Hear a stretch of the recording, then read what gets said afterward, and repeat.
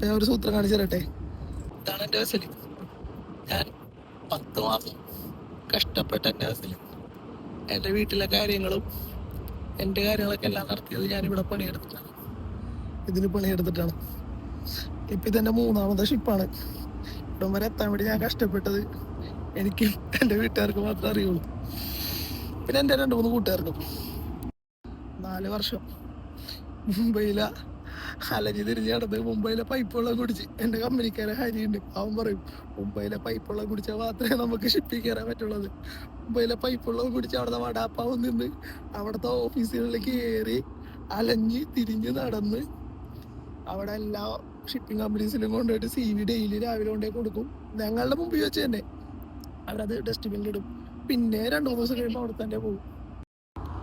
2017 last December 31 ആ ടൈമിൽ course കഴിഞ്ഞ് ഇറങ്ങി. 2018 ഫെബ്രുവരി ആയപ്പോഴേക്കും റിസൾട്ട് വന്ന് പാസ്സായി. അന്ന് തൊട്ട് 2021 ഒക്ടോബർ 28 അപ്പോഴാണ് ഞാൻ ഫസ്റ്റ് വെസലിൽ കയറുന്നത്.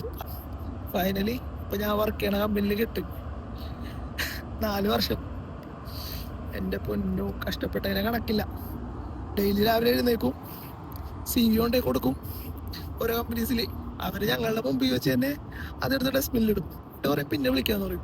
പിന്നെ ഒരാഴ്ച കഴിയുമ്പോൾ അവിടെ ചെല്ലും.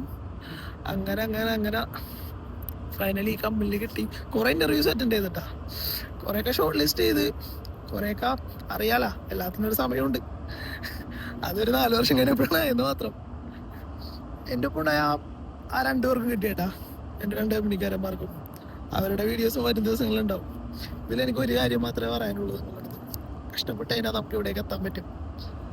നമ്മുടെ ഉള്ളിൽ ആ ഒരു ഇതുണ്ടെങ്കിൽ കഷ്ടപ്പെട്ട് കഴിഞ്ഞാൽ എല്ലാം നമുക്ക് സ്വന്തമാക്കാൻ പറ്റും. ഷുവറാണ്. എൻ്റെ ലൈഫ് കൊണ്ട് പറയണേ.